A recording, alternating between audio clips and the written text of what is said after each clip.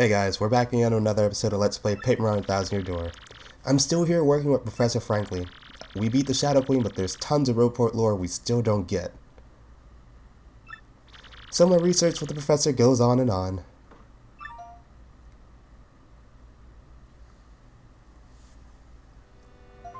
With the info I gathered with you, we have lots of great leads now though. Mario, like I always said, every myth contains a kernel of truth. Speaking of which, know what was in that chest that the professor recovered? You're totally not going to believe me when I tell you. It's a secret, but I'll tell you next time I see you.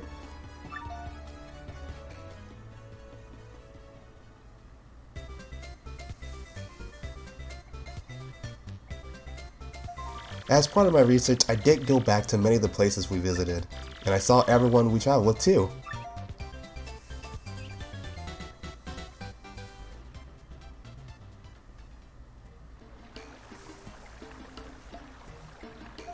Koops is living peacefully in Petalburg with his dad and Koopiku. And Mario, guess what Koops wants to do now? He wants to become mayor of Petalburg and live together in peace. Can you imagine? Still, it might just be perfect for him, come to think of it. He's so much more of an adult now than when we left Rogueport. Still, I think Koopiku pretty much has him wrapped around her little finger.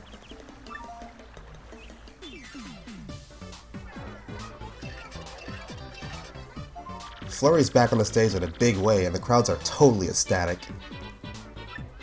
And the play she's doing right now is the story of our adventure. Yeah! It's called Paper Mario. I saw it twice. It was totally the best play ever. And somehow Dupless has joined the troupe as an actor. Who saw that coming? His transformation skills are serving him well, but it still kinda creeps me out though.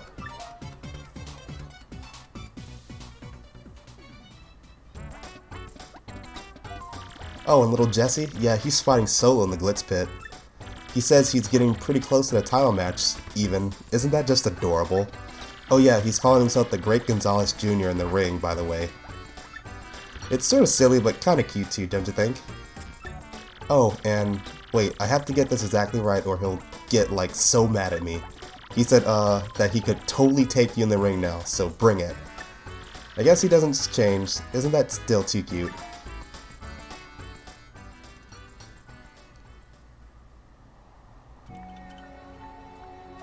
Vivian's gone back to hang out with her sisters. Family is important after all.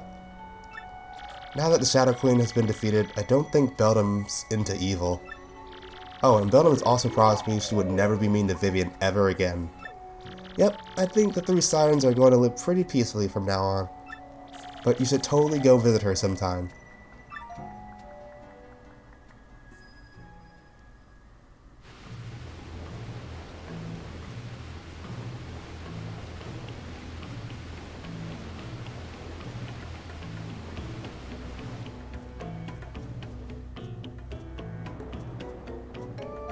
Bobbery goes out to sea every day now with Cortez. I think his soul has healed. I ran into him on Key by accident the other day, which was nice. He was so happy I thought he was going to blow up on me for a second there. You know, I bet Scarlet is looking down on him and smiling right now.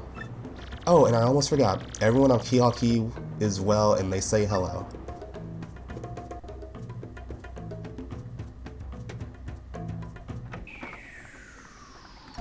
Miss Mouse is still running the bad shop in Rogueport, so she's happy. She comes over to Franklin's sometimes to visit, but as usual, as soon as she sets foot outside the shop, she turns into a badge ninja. She said just the other day that she had found some super rare badge actually. That's our globe-trotting mystery-making, flirting little badge thief, huh?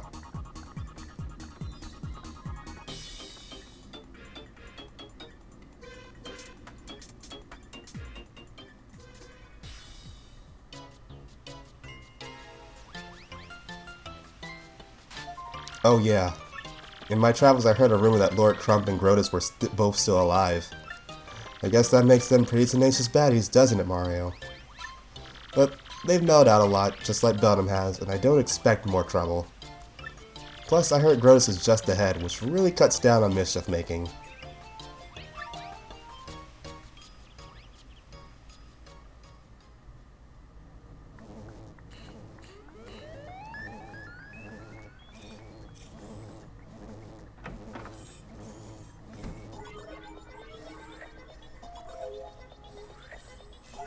Speaking of miracle survivors, guess whose favorite calculator is still computing?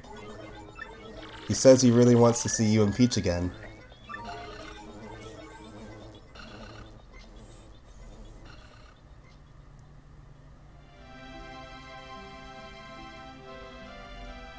Well, I'm totally rambling at this point, so I guess I'd better wrap it up. I just want to say, even though things got tough, I'm grateful for our time together. And there is one thing that kind of weighed on me and I never got to express to you. See, well, maybe that's best kept a secret.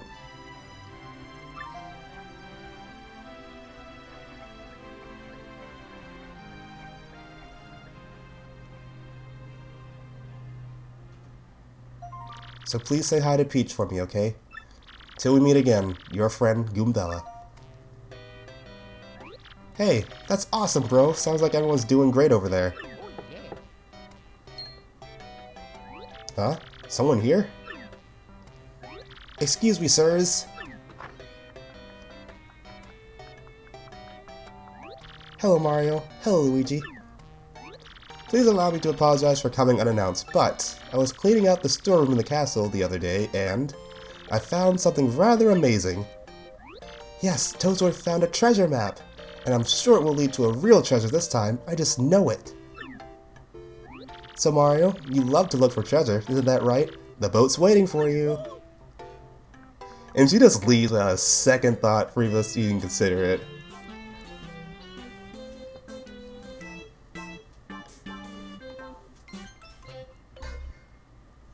Alright, so with that officially ends the main story for Paper Mario the Thousand Year Door. My absolutely favorite, hands down, my favorite game on the Nintendo GameCube, and one that has a very special place to me in my heart because of the Paper Mario series. Not only the story overall, but I heavily enjoyed getting to know with and play with these characters, fighting these bosses, doing these challenges and whatnot, and just going through the story from start to finish with you guys was like really amazing and something I've wanted to do for a long time. Even back when I had the idea to start a YouTube channel, that was like the main thing I wanted to do. But since I wanted to go in chronological order, had to start with Paper Mario first. Another great game, but like I said, it's a very close second to this one, because this was the first one that got me introduced to the series and the one that I first played when I was a child. So, as always, please let me know what you guys thought of the project. There are still more videos to come for this series because unlike the very first Paper Mario game, there is a post-game of stuff we can still do. Still gotta take care of the Pit of 100 Trials, and like I said for that one before, there are 100 floors of it, obviously. I will upload all those the same day that they actually come out. However, I will only do voiceover work for the very last floor that has the final boss for it, so expect that sometime soon. We also still have to take care of all the troubles that I've been mentioning back in the Trouble Center. We only showed us doing one on screen, and that was to get Miss Mouse as a partner, but I will show you guys how to do all the other ones, and reluctantly I will voice over those ones, or maybe I won't, I don't know, it depends. Honestly, I really just want to go ahead and move on to my next project, so that one I'm kinda like, alright, maybe I should just get them recorded, edited, and just upload those, and we'll be done with it. But we'll see. Honestly, I feel like I should voice them over, but it's been a very long day, and I'm so glad to just finally be able to get this done, so we'll see. We'll have to see. Anyway, as the credits play out, I am going to, well, it's not quite it, because there's still some other things left to do once the credits stop rolling, so I will reconvene with you guys after the end of the credits so we can actually get a little bit started on some of the things I want to show off. So I will take a quick break and I will meet you guys back in Rogueport.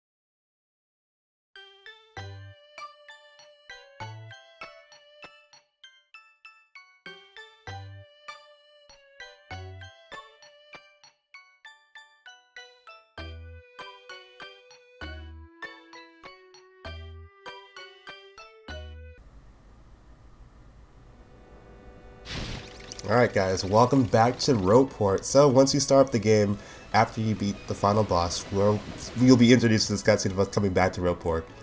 You're a strange one, sir. I must be something special to convince you to come return back here. Although, if I had a Goomba that cute waiting for me at the dock, I might return too. Well, whatever you're doing, be careful. Goodbye, sir. And this will be the very last time we ever see that boat.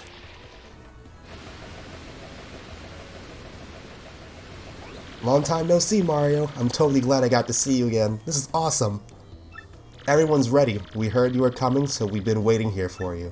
So are you ready to go? Wherever you want to go, we are all there with you. Alright, so just like she said, everyone is back here with us. All of our levels, all the crystal stars, all of our special abilities, everything is just back to normal as if the final boss fight did not happen. But it did happen. That's the only difference with this post-game. It takes place right after the game this time, so it's not like we got that parade and then, okay, gotta turn off the 64 and do the fight all over again in case you want to get the ending again. Well, yeah, so now that we are back in Rogueport, there's a bunch of things I said we can do now that the game is officially over, that I will be covering in other different videos. The very first thing I really want to do is come inside the tavern to the second floor and talk to Luigi, because he's back here now too. I've been catching a breather here with you, you know, reflecting back on adventure. It's been a wrong low, bro. Do you want to hear what happened? Oh, you know what? I know what happened. It's because I didn't talk to him before the final boss, so I had to reload a save so I can come back and talk to him again once he finishes his final battle, so I can actually get that. It was bonker bros. You want to hear? Oh, so yeah. So this is the story I wanted to hear. Sounds good to me. Which part of my story do you want to hear? Want to hear what happened in Hate Song Tower? Well, like I said, it's a really long story, and this part's just crazy, but here goes. Hate Song Tower stands atop a jagged, unclimbable cliff beyond the northernmost sea. The winds whistle down the cliff, howling like banshees singing songs of hate. People say it's pretty much the scariest place in the world, and I had to go there. Blocking out the bone-chilling howls, I somehow managed to reach the tower's door. I was terrified, but thoughts of Princess Eclair warmed my heart and gave me power. All of my companions felt the same way. They were with me to the bitter end. The door to the tower swung slowly open to reveal an inconceivable darkness. I tried to call out to Princess Eclair's name, but I couldn't even breathe because...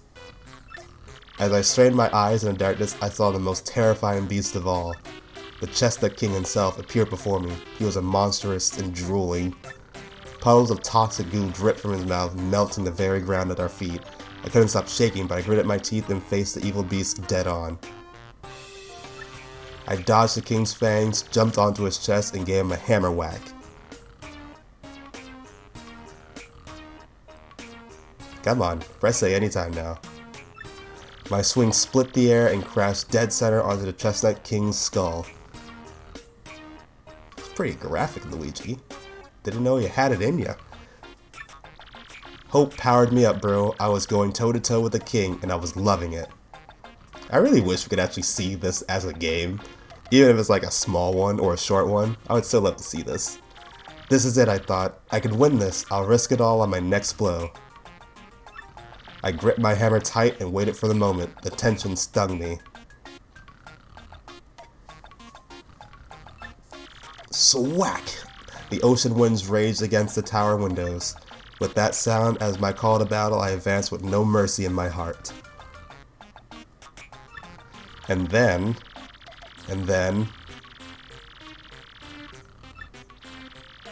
You don't even get to hear how it all ended, because we're just too dazed and asleep at this point.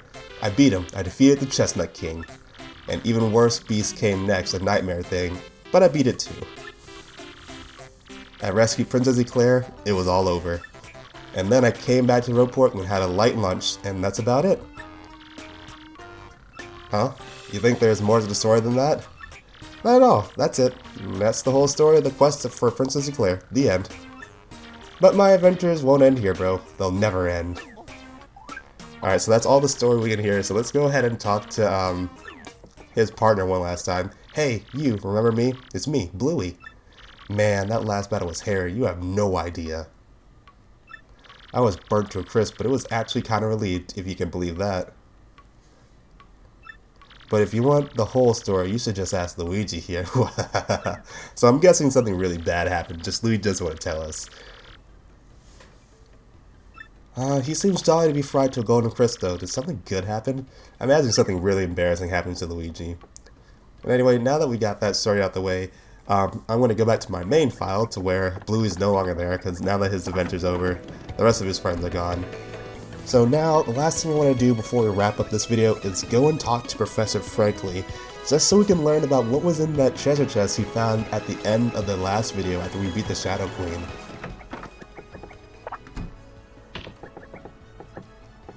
Oh, and always, you can check the bucket too for any missed catalog entries. By the by, do you know what was in that treasure chest we found at the palace? It contained a dried shroom. Oh no, it's nothing to be disappointed by. Now we know for certain that people indeed ate mushrooms 1,000 years ago. This is a groundbreaking anthropological discovery. That's the word. Gosh. Alright, so with that pretty much wraps up everything I wanted to show off. Come next video to start off the bonus videos, we will be doing all the Trouble Center worries and all that stuff. So as always, if you guys like this video, please give it a like, leave a comment. All these good things are known to say at the end of these episodes, and we will continue on with the bonus videos for this game so we can actually close it out. So guys, please let me know how your days are going down in the comment section below, and I will see you guys in the next episode. So until then, take care everyone.